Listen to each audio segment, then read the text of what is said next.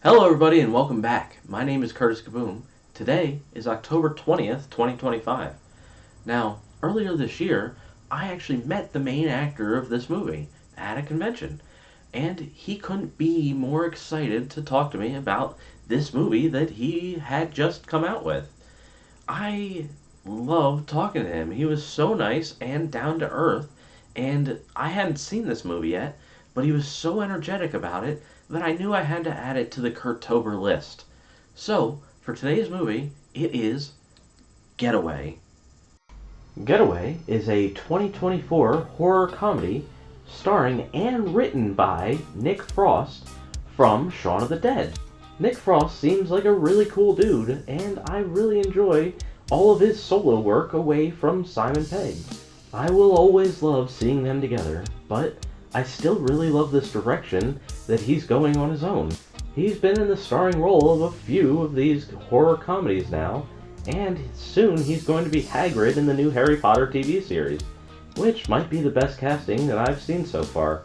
Now, this movie is about a family of four who go on vacation to a small, remote Swedish island, but they aren't exactly welcomed by the locals. It turns out, years ago, the Swedish were starved to death and exploited by four Englishmen. So now this festival celebrates the killing of those four Englishmen and turning their bad luck around, with a small play that they do every year. But with the arrival of these four outsiders, the town's eldest decides that she wants to go out with a bang with her last festival. So she decides that she wants to sacrifice them.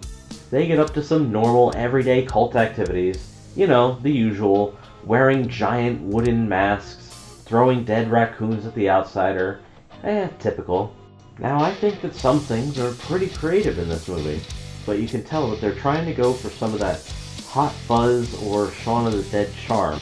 There are some long and drawn-out dialogue scenes in this that sometimes the comedy doesn't exactly land. It might have helped, though, if over half the cast didn't have strong Swedish accents, and honestly, the cult doesn't seem that threatening, and the gore in this isn't that outrageous either. It feels like most of the kills are like Quentin Tarantino blood hoses out the neck kills.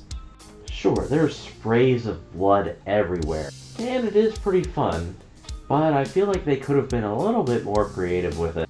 Now, unfortunately, I do have to talk about pretty major spoilers about the plot of this movie, so I wouldn't blame you if you decide to skip ahead a little bit to the recommendation. But here we go. It turns out that the family is actually a bunch of psychopaths, and they were already there to kill everybody on the island. It's their own family vacation of murder. It is definitely the best part of this movie, and there is a fantastic scene where the entire family is slaughtering people to Iron Maiden's The Trooper, which is one of my favorite Iron Maiden songs. Now, if you didn't skip for my spoiler warning, that's okay. This movie doesn't try and hide it very well, with obvious hints throughout it. You can probably tell what's going on before the actual slaughter scene. And although it is very fun to watch, I almost would have rather have seen more interaction with the cult, or the cult doing weird stuff to them, before this scene happened. This probably takes up a little less than half of this movie. I don't know, I'm very split on what I feel about this, because I think it could have been a little bit scarier build-up to it to have that twist. I don't know, but it was still very fun.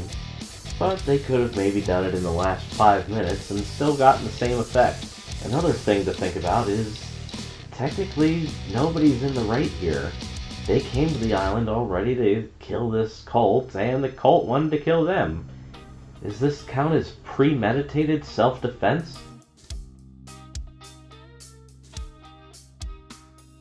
So, would I recommend Getaway? I don't know.